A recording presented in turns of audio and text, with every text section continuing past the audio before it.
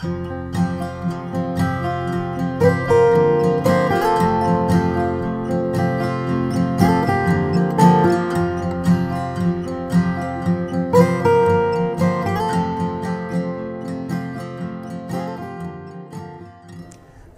to Mac Anatomy.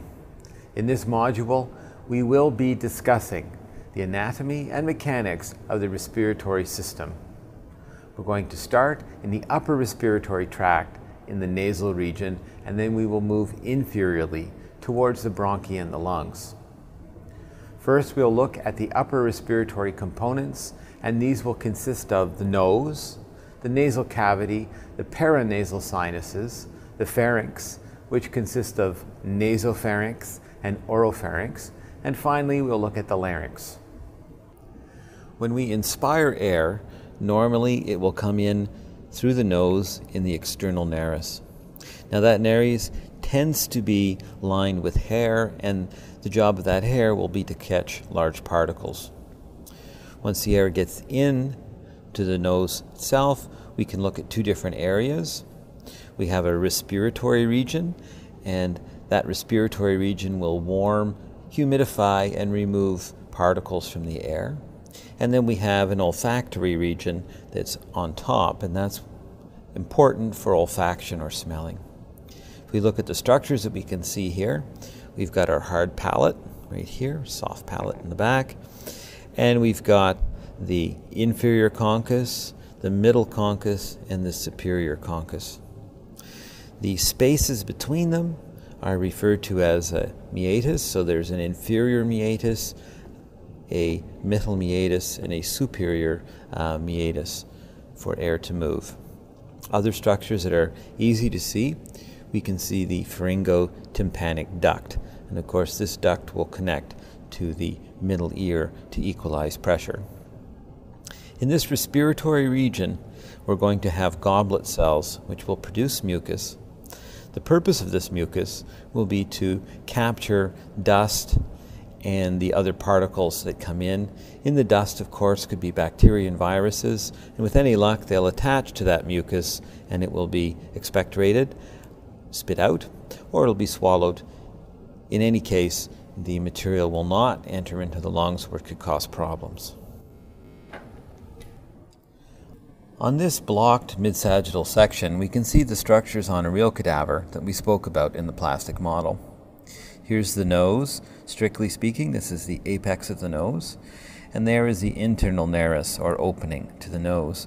We can see clearly on this specimen the vibrissae, or the hairs that I spoke of, that will trap large dust particles.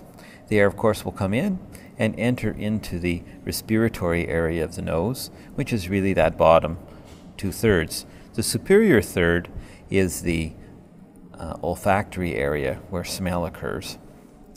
If we look, we can see the inferior conchus, the middle conchus, and then the superior conchus of the nose. As you may recall, the surface along here is really a channel for air, and that's the inferior meatus, and then the middle meatus and the superior meatus. One thing that we can't see that's clearly present on dissection is going to be the nasolacrimal duct. That's going to be a duct that runs here in the inferior meatus, just inferior to the inferior conchus, and it will carry secretions from the eye down into the respiratory area of the nose, and that's what causes that sort of stuffed nose feeling when you're crying. As we continue backwards, we can see the pharyngotympanic duct, or at least the opening to the pharyngotympanic duct. Right here is the soft palate, and then our hard palate is visible. Of course, the air will continue all the way down in this region. On this coronal section of a plastinated cadaver, we can see a number of structures that are not obvious on the mid-sagittal section. It's a bit confusing, however, so let's get oriented. Here's the tongue, and here is the oral cavity, right here. Now, just above the oral cavity, we're going to have the hard palate, and then here is the nasal septum that had been removed in the specimens we already looked at. So it's going to separate the flow of air in the two parts of the nose.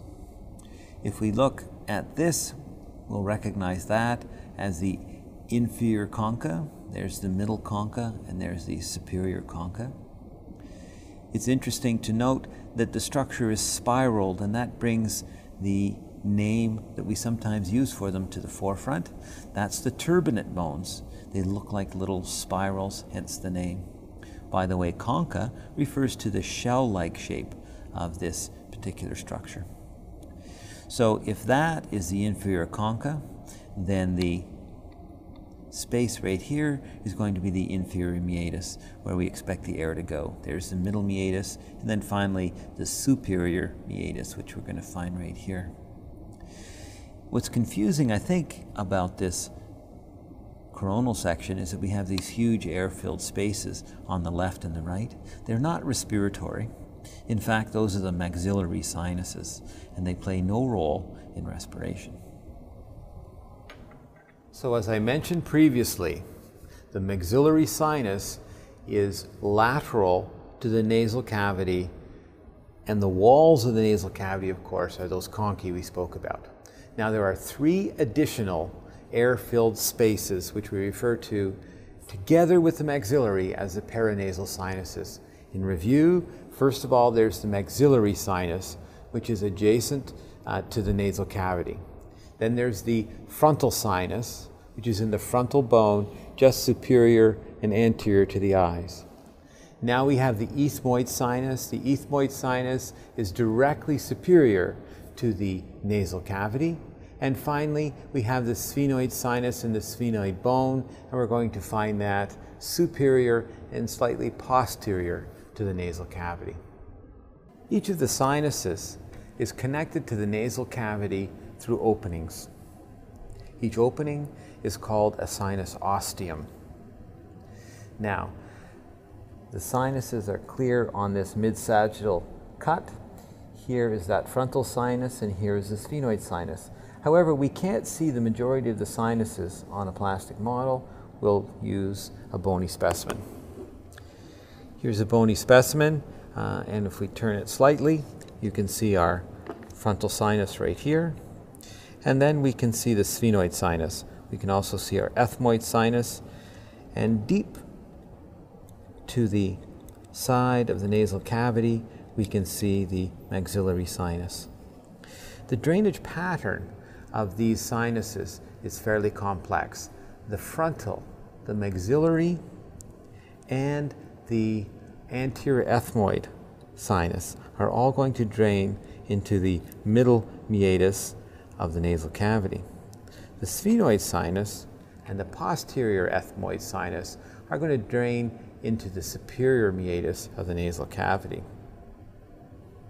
After talking all this time about the sinuses, you might wonder what their function is. Well, one thing that they certainly do is make the skull lighter. These sinuses develop in the prepubescent period when the skull's undergoing hypertrophy, and so it does keep the weight down. Another possibility is that the amount of mucus produced by the sinuses is going to be useful in humidifying the incoming air. And finally, one aspect of having these large air-filled spaces in the skull is that they're going to alter the resonance of the voice. When you have a stuffed nose, when you have an infection like sinusitis in here or in here, we're going to get a lot less resonance, and the voice is going to sound a lot different.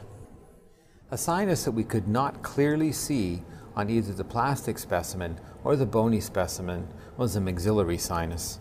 So when we take this coronal section and spin it around, we can see the very large maxillary sinuses just lateral to the nasal cavity. To help you get oriented, here's the nasal septum, and there is the inferior nasal conchae. As you may recall, the maxillary sinus is going to drain into the middle meatus of the nasal cavity. Now that we're finished with the structures in the nasal cavity, we're going to follow the air down. First of all, we're going to encounter the nasopharynx, which is going to be here along the superior margin of the soft palate. Here is our pharyngotympanic tube, or auditory tube, sometimes also referred to as Eustachian's tube or the Eustachian tube. as we continue past the nasopharynx and to that superior border of the epiglottis, we have the oropharynx. And then from the superior margin of the epiglottis down into the trachea, we're going to have the laryngopharynx. So we've got up here nasopharynx, oropharynx, laryngopharynx. The larynx is often known as the voice box, and it serves an important function in the context of respiration by connecting the laryngopharynx with the trachea. The structure of the larynx is composed mainly of bone, cartilage, and ligaments. On this specimen, we can see some of the largest parts. Here's the hyoid bone, and here's the thyroid cartilage, and here's the trachea going inferiorly. But the most important part of the larynx in terms of respiration is going to be the epiglottis. So in this enormous model of the larynx, we can see the epiglottis. So let's turn it around to look at the posterior surface. And there is our epiglottis. The epiglottis is going to prevent aspiration of food down deep into the trachea. The way it's going to work is that the hyoid bone will go superiorly during swallowing, and then the epiglottis will go posterior inferiorly and thus block off the trachea. Just to recall, the superior margin of this epiglottis is going to mark the inferior border of the oropharynx, and then as we go inferiorly, we're going to have the laryngopharynx, and this whole structure, of course, is going to be our larynx. If we look at a real specimen, it's not quite as dramatic. We can see on this real specimen the trachea all the way down here. Here's our thyroid gland, which we really haven't spoken about, and there is the thyroid cartilage.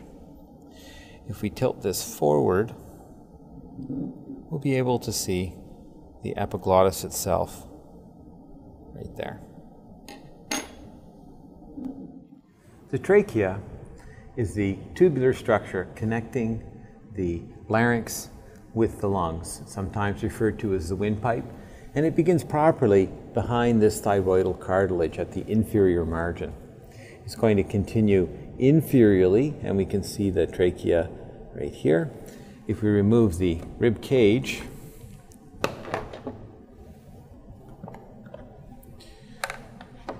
we can clearly see that the trachea is nestled between the left and the right common carotids. It's going to continue here behind the aorta, and if we remove the heart, we can see that the trachea is going to bifurcate into the left and the right main bronchus. The structure that we see running here, which is going to be always posterior to the trachea, is the esophagus, which of course is conducting food to the stomach. In this model of the trachea and the bronchioles, I'd like you to ignore the colored section and focus here on the trachea.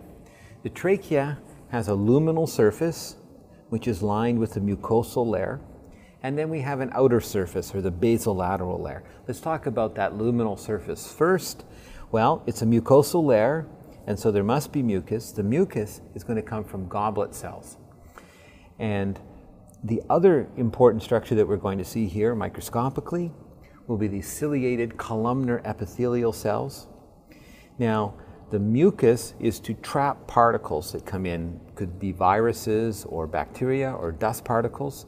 They'll get trapped in the mucus, and the cilia of those ciliated columnar epithelium will move the mucus inferiorly to superiorly. So that mucus or phlegm will move up and either be swallowed or expectorated or spit out. And so that will keep those things like viruses from infecting the bronchial tree, which we clearly don't want. Now, if we look at the outer surface, or the basolateral surface, we'll see this distinct ring of cartilage. Those are the tracheocartilages, and you'll notice that they're C-shaped.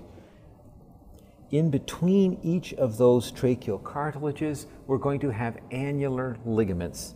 And so tracheal cartilage, annular ligament, tracheal cartilage, annular ligament.